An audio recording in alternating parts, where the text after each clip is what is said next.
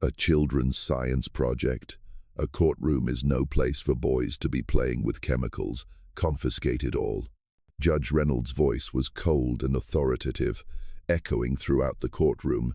Dressed in a perfectly tailored suit, he believed he had just easily put an end to a minor nuisance. But he was wrong, deadly wrong. He didn't know that what he had just confiscated was not just a few glass jars or an old spectrometer, but the evidence of an undeniable truth. With those words, he didn't just shut down a science project. He ignited a war with consequences he couldn't have possibly foreseen. A war where the only weapon was the truth, contained in a single drop of water. The steady whir of the nebulizer was the somber soundtrack of the Eastdale neighborhood. It seeped through the thin walls, blending with the afternoon calls of street vendors and the hacking coughs of children.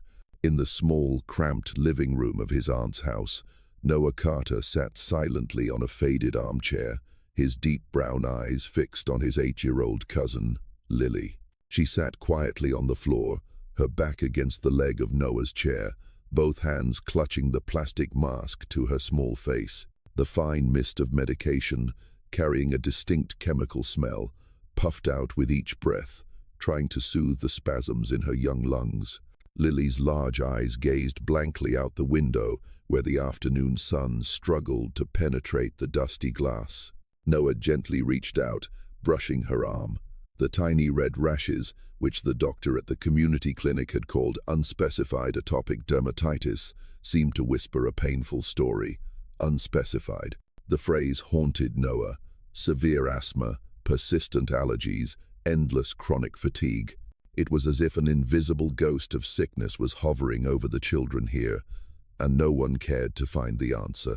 Almost done, Lily, Noah said softly, his voice low and warm, a stark contrast to the suffocating atmosphere in the room. We can go play outside after you take your medicine. Lily nodded, but didn't remove the mask. Noah stood up and walked into the small kitchen. He opened his old backpack and carefully took out a sterile, well-labeled glass jar. He turned on the tarnished brass faucet and held the jar under the stream of water. It wasn't clear. Under the dim yellow light, it had a faint, almost imperceptible yellowish tint, but Noah knew. He had observed it 100 times. "What are you doing?" Lily had finished her treatment and followed him curiously into the kitchen. Noah screwed the lid on tight, adding a small piece of paper with the details. Eastdale, Aunt Maria's house, kitchen faucet. He turned back, knelt down to her eye level, and looked deeply into her clear eyes. "I'm doing a science project to find out why you and your friends are so often sick. I'll find the answer, Lily. I promise." A promise. Not a casual vow from a child, but the silent oath of a young scientist. Just an hour later, Noah's trusty old bicycle, his faithful companion, carried him to a completely different world. Willow Creek. The name sounded poetic, and so did the scenery. Perched on a gentle hill, it looked down upon the hazy industrial zone and the dilapidated rooftops of Eastdale like a king observing his subjects. The lawns were perfectly manicured, watered by automatic sprinkler systems. Modern architectural villas stood proudly behind decorative wrought-iron fences. The air here seemed different, too, cleaner and sweeter. Noah stopped by a public marble fountain where pristine water danced in the sunlight. He took out another glass jar and filled it with the cool, crystal-clear water. He held the jar up to his eye level. Not a single trace of color, not a speck of sediment. It was perfect. The contrast between the two water samples in his backpack was not just chemical. It was a tangible injustice, a silent crime happening every day. The Carter family garage had been transformed into Noah's laboratory. The faint smell of chemicals and the hum of electronic equipment created a unique space where he could fully immerse himself in his world. His father, a busy corporate lawyer, would often just smile and say, "Just as long as you don't blow up the house." His mother was more worried, but she always trusted her son's careful nature. That evening, under the bright fluorescent light, Noah began his work. He put on his faded lab coat, his safety goggles, every movement precise and practiced. First was the water sample from Willow Creek. He carefully took a small amount and fed it into the old spectrometer he had saved his summer job money to buy from the school lab. After a few minutes of processing, the machine let out a gentle beep. The small LCD screen displayed a green graph along with the words, "Indicators are within safe limits." Noah nodded. Just as he expected, he took a deep breath, trying to keep his hands from shaking. Now for the decisive moment. He repeated the process with the water sample from Eastdale. This time, the silence in the garage seemed to thicken. Every second stretched into an eternity. Then, suddenly, the silence was broken. The spectrometer began to emit continuous, frantic, loud warning beeps like a siren. The red light from the screen flashed wildly, casting an eerie glow on Noah's pale face. He held his breath, his eyes glued to the screen, where the numbers were dancing chaotically before they finally stopped. The final result appeared, glowing red, like an indictment. Warning: lead, PB, concentration 45 parts per billion, exceeding federal safety limits by 300%. Warning: arsenic, as concentration 40 parts per billion, exceeding federal safety limits by 400%.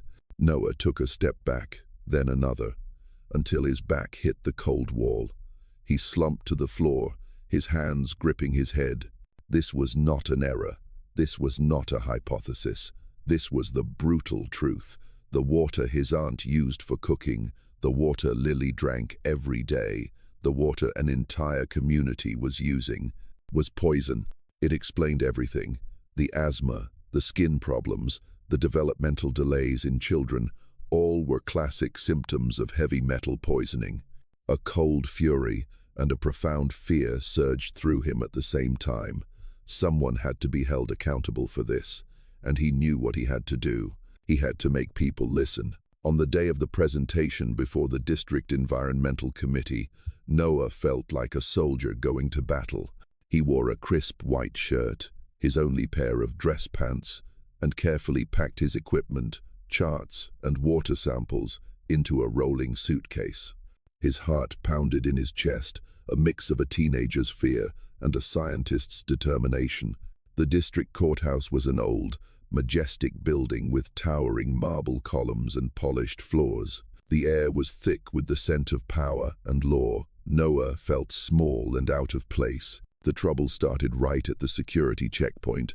A large, scowling officer stopped him. "Hold on, kid. Open the bag." "Sir, it's for my science project," Noah explained, trying to keep his voice steady. "I'm here to present to the Environmental Committee." The officer opened the suitcase, looking at the mess of electronic equipment and carefully labeled glass jars with suspicion. He picked up one of the jars. "What is this? Chemicals?" "No, sir, it's just tap water. I have my school papers and the committee's invitation right here." Noah quickly took the documents out of his bag, but the officer didn't even glance at them. Regulations are regulations. No liquids or unknown equipment are allowed in the courthouse. Just then, a cold, authoritative voice boomed. "What's all this commotion?" "Judge Reynolds." Noah recognized him instantly from newspaper photos, one of the most powerful men in the city. He strode over, his demeanor arrogant, his expensive suit immaculate. His eyes scanned over Noah as if he were something dirty, then stopped at the suitcase. "Your Honor," the security officer said respectfully, "this boy is trying to bring chemicals and strange equipment into the building, says it's for a science project." Judge Reynolds smirked, a thin, contemptuous smile. He looked directly into Noah's eyes, and in that moment, Noah felt frozen. A children's science project? His voice was sharp as a knife. "A courtroom is no place for boys to be playing with chemicals. Confiscate it all." But Your Honor," Noah stammered, panic rising in his throat. "This is my evidence. I need it. People need to know the truth." "The truth?" Judge Reynolds raised an eyebrow. "The truth is, you're creating a public disturbance. Confiscate it. And if you make another sound, I'll have you placed in a holding cell for contempt of court." He didn't even wait for an answer. He turned and walked away, leaving Noah stunned. The suitcase, containing all his hard work, his hope, and the truth, was slammed shut by the security officer and pulled away without another word. Noah's world seemed to shatter. Minutes later, in the committee meeting room, Noah stood before the podium, his hands empty. He swallowed hard, looking down at the expectant faces of the scientists, activists, and officials. His voice was initially shaky, almost a whisper. "Ladies and gentlemen, I apologize. My project, all of my equipment and physical evidence, was just confiscated by order of Judge Reynolds." A murmur of indignation rose in the room. Some people looked sympathetic, while others shook their heads in disappointment, thinking it was just a child's lack of preparation. Noah closed his eyes. He felt the tears welling up. He wanted to run away. But then, the image of Lily, small and frail, struggling for every breath, appeared vividly in his mind. His promise echoed in his ears. "I'll find the answer." He opened his eyes. The fear was gone, replaced by a righteous indignation. He lifted his head, his gaze steady as he looked directly at the committee. His voice was no longer shaky. It became firm, echoing throughout the room. "They can take my equipment, but they can't take the truth, and I remember the numbers very well. In the Willow Creek area, where there are multi-million-dollar villas, the lead content in the water is 2 parts per billion, perfectly safe. But in the Eastdale area, where my cousin lives, where working people toil every day, the lead content is 45 parts per billion, 300% over the federal safety limit." He paused, letting the numbers sink in. "I'm not talking about abstract scientific concepts. I'm talking about children who are drinking poison every day. I'm talking about rashes that never heal, about lungs that can't breathe normally, about a future that is being stolen right before our eyes. And I want to ask, why? Why is there such a difference? Who is responsible?" His speech, without slides, without charts, just raw truth and genuine emotion, left the entire room silent. When he finished, silence reigned. In the back row, a young journalist named Maria Torres was scribbling furiously, her heart pounding. She grew up in Eastdale. She knew what Noah was saying was true. And she knew this was not just a story. This was a war, and it had only just begun. That night, Noah's bedroom was shrouded in darkness, but his mind was burning like a torch. Judge Reynolds' words, the attitude of the crowd, the pensive faces of the committee members, everything swirled in his head. He had just created a small ripple, but he didn't know if it would lead to a storm or be extinguished in silence. His laptop screen suddenly lit up, breaking the stillness. A new email notification. The sender was a meaningless string of characters and numbers, an encrypted address. There was no subject line. Curious yet a little anxious, Noah clicked to open it. The content was a single line, short and cold. "They know you're right. Stop before it's too late." A chill ran down Noah's spine. This was not a joke. Someone knew. Someone was watching him, and they didn't want him to continue. He was about to close the email, his heart still pounding, when a loud, jarring noise echoed from downstairs. Crash. The sound of shattering glass. Noah jumped. He tiptoed out of his room, holding his breath and listening.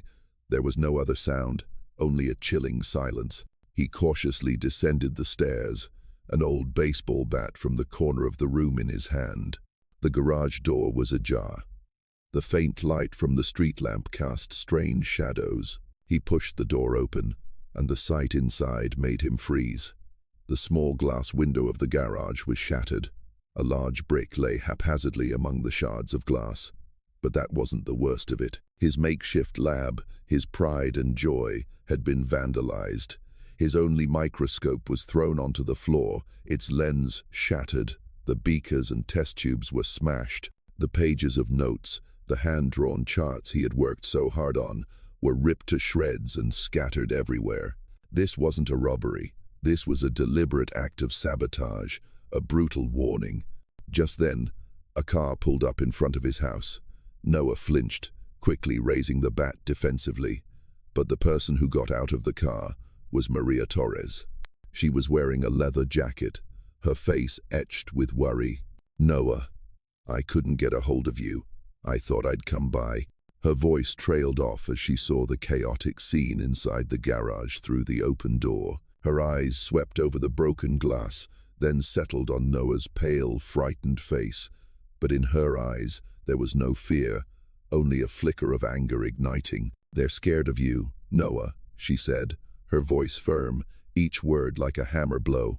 "They don't do this to someone who's lying. They only do this when they know they're about to lose. That means we have to see this through." Maria's first article was published the next morning on the independent news site, The City Voice, where she worked part-time. The site was small, but it had a loyal readership of people interested in social issues. The headline of the article was direct and uncompromising. "Poison water in Eastdale. A student exposes the truth. Is the government ignoring it?" The article immediately caused a wave of controversy on social media. The response from the other side came faster and more forcefully than they had anticipated. That afternoon, Northwood Water and Judge Reynolds' office held a joint press conference. They stood before a forest of cameras and microphones. Judge Reynolds, with the solemn expression of a father lecturing a wayward child, called Noah's findings the irresponsible recklessness of youth. But the most devastating blow came from the man standing next to him, Dr. Albright, an environmental consultant hired by Northwood Water. With a polished appearance and a confident voice, he systematically dismantled every one of Noah's points. "This student's analytical methods," Albright said, shaking his head with feigned sympathy, "are utterly amateur. He used old, uncalibrated equipment. His sampling procedure was incorrect.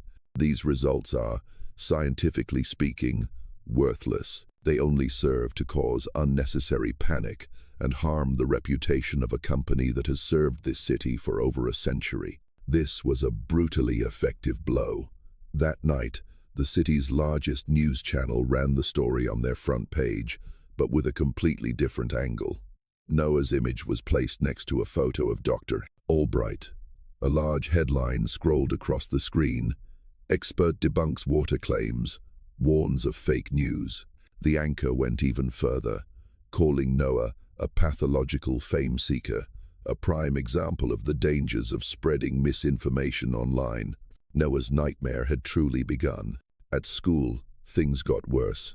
The friends who used to pat him on the back, who admired his intelligence, now avoided him as if he had a contagious disease. In the hallways, he heard whispers behind his back. "Liar. Just wanted to be famous." Someone scrawled fraud in black marker on his locker. At lunchtime, when he sat down at a table, the whole group stood up and moved to another one, leaving him isolated. He was pushed. He was tripped. The isolation was more painful than any insults. But he was not alone.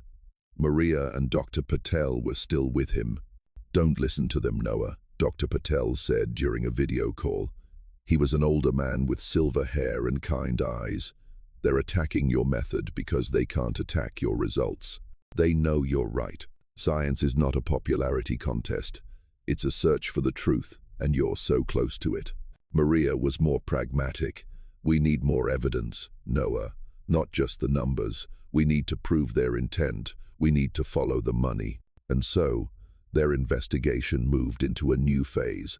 They spent nights in the public library, poring over old city archives, digging into online databases.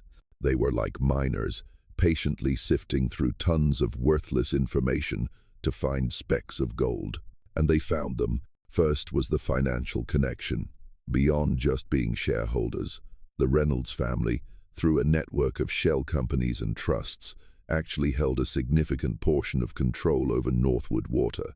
Judge Reynolds wasn't just a protector of the law, he was protecting his own family's assets. The more shocking discovery was in the city water department's maintenance budget records.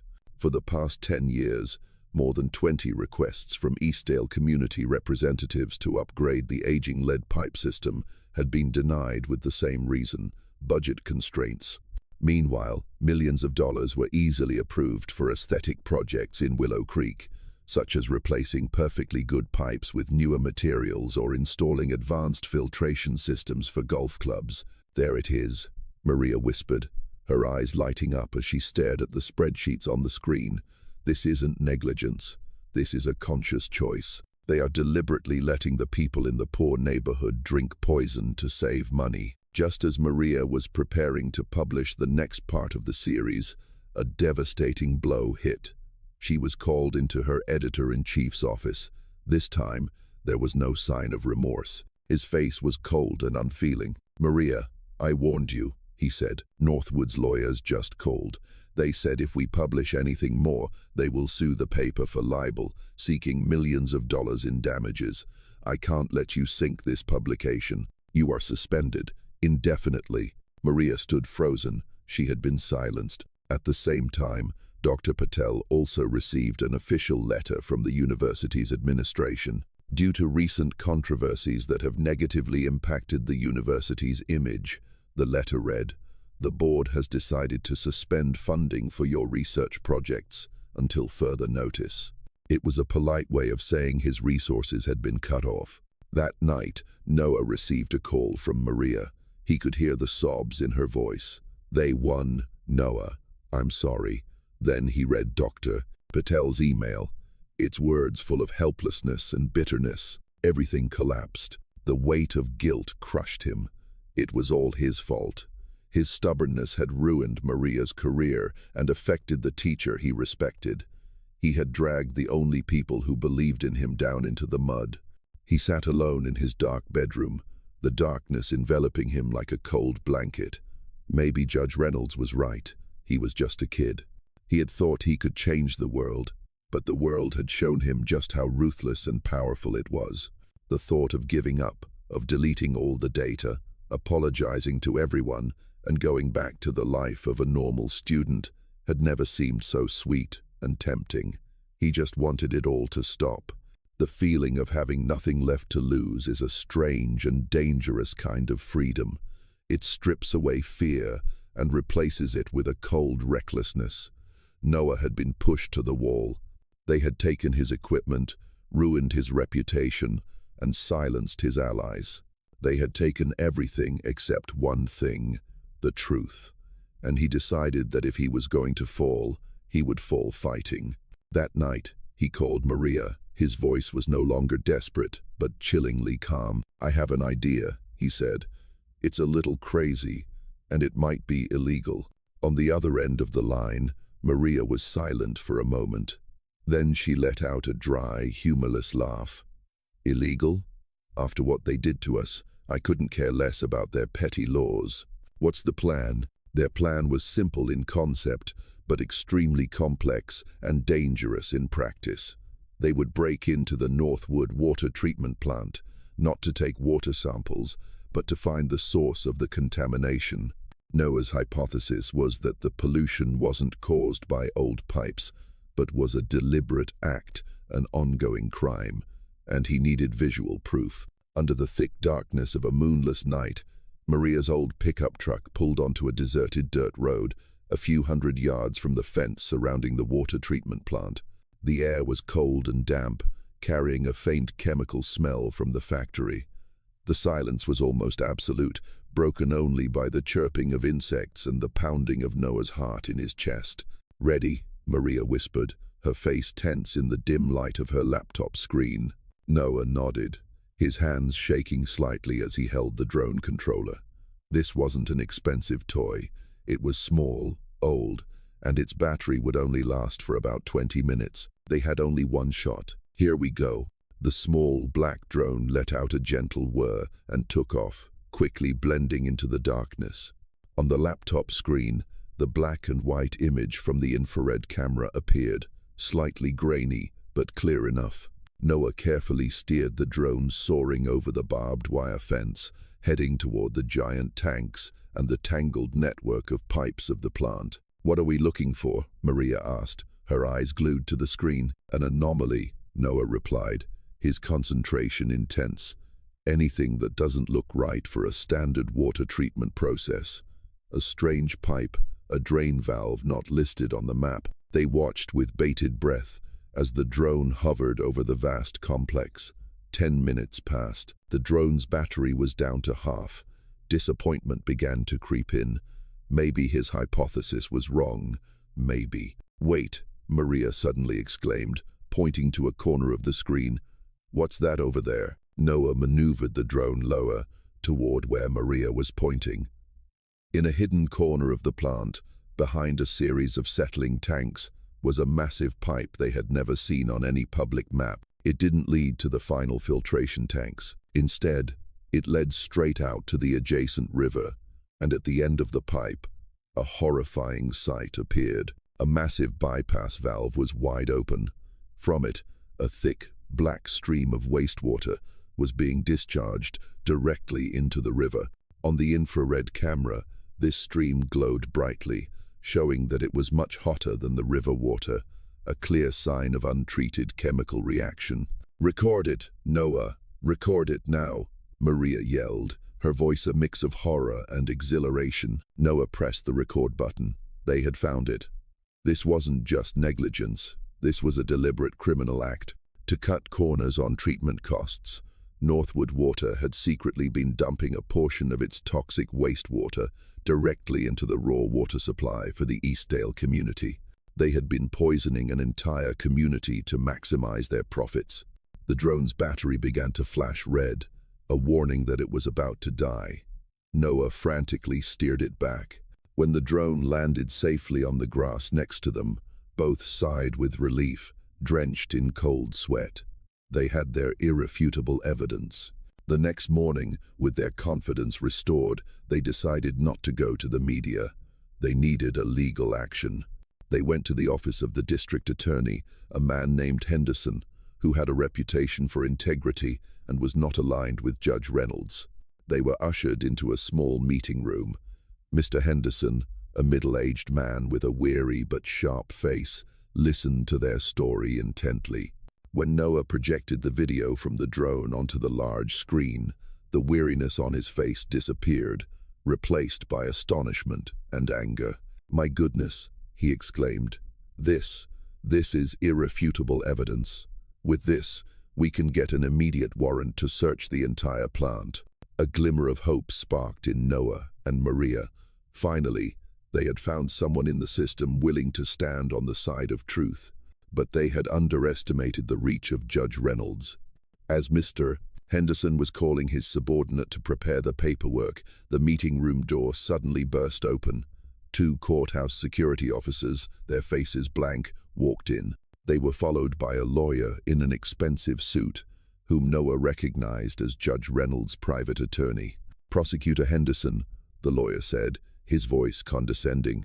"We have an order from Judge Reynolds. This video, and all its copies, must be immediately sealed on the grounds that it is illegally obtained evidence, violating the privacy of a private corporation." Mr. Henderson shot up from his seat. "What? The judge has no right to interfere with an ongoing criminal investigation." "He does," the lawyer replied, holding out a paper with a bright red seal. "And he has.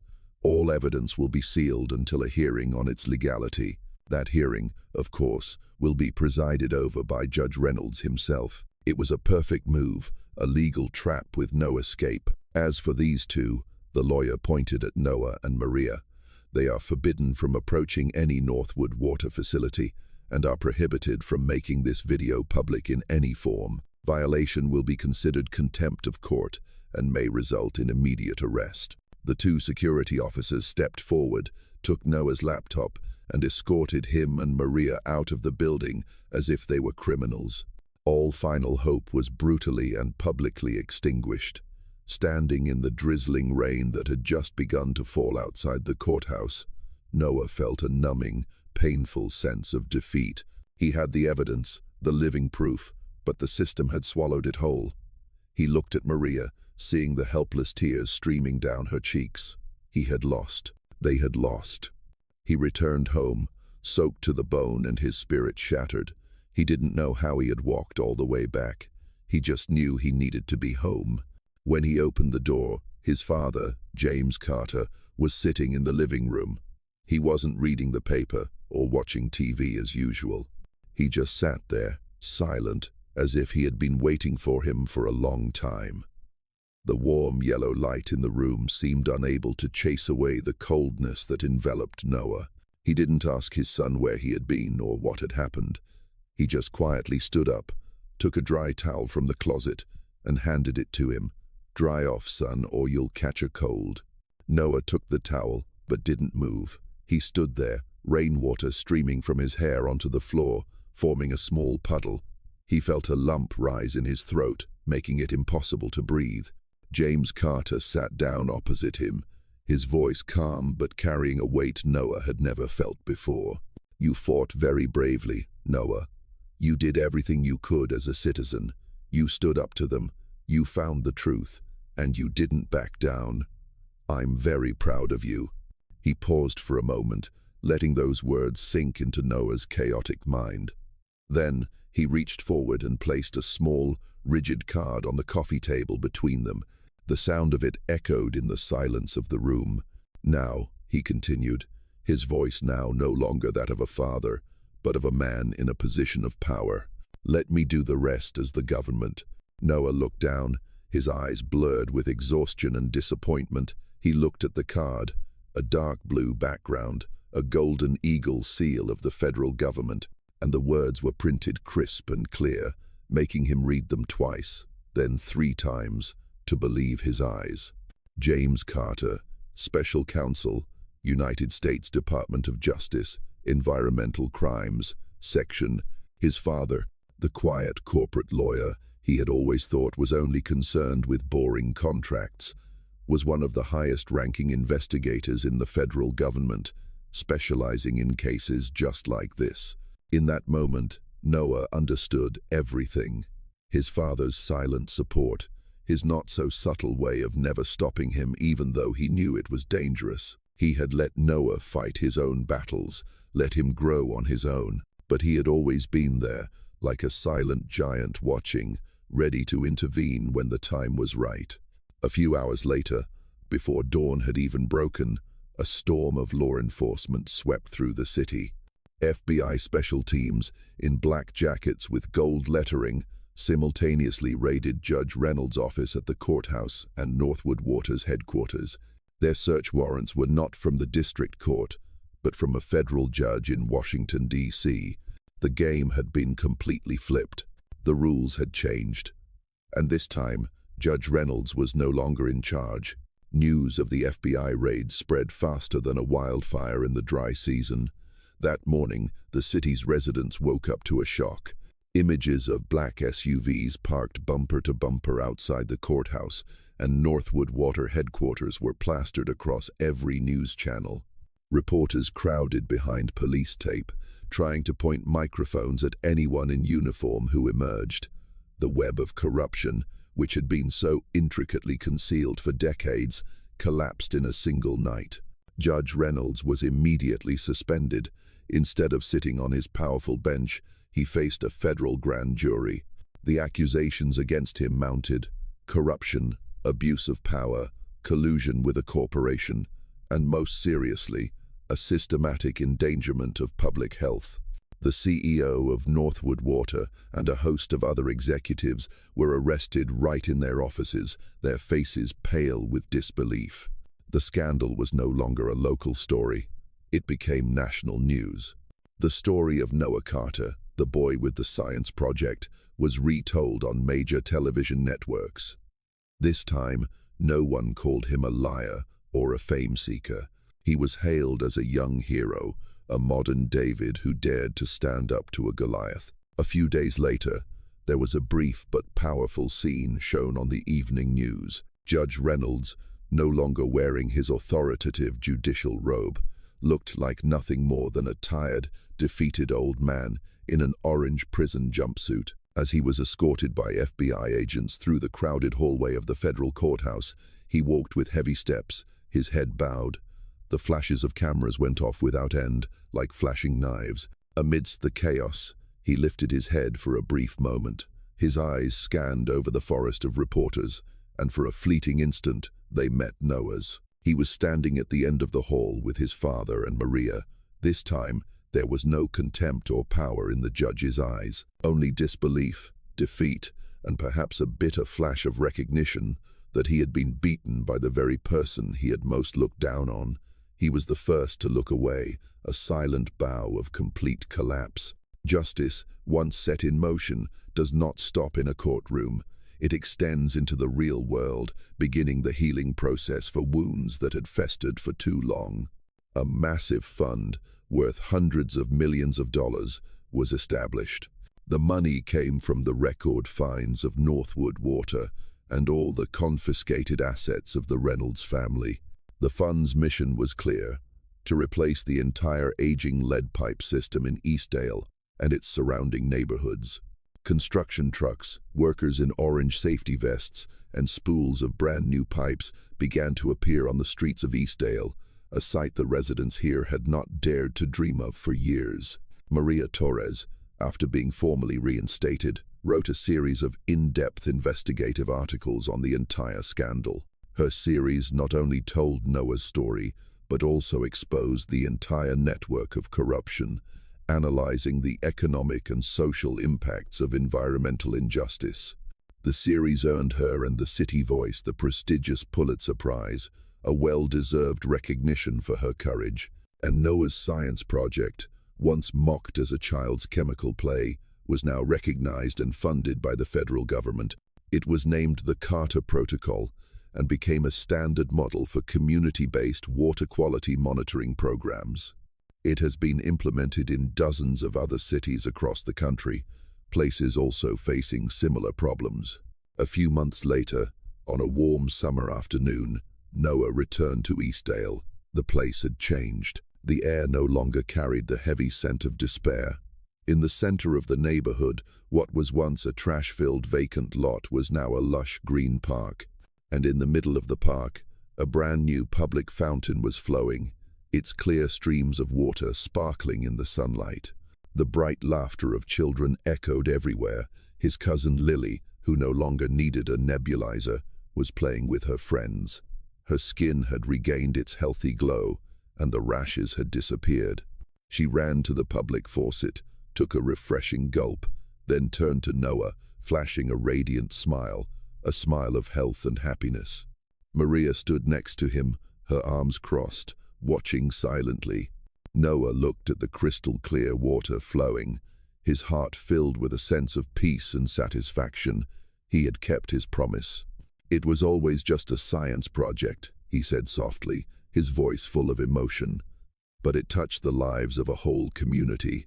Maria smiled, a warm, genuine smile. "Because you proved one thing, Noah, something we all sometimes forget."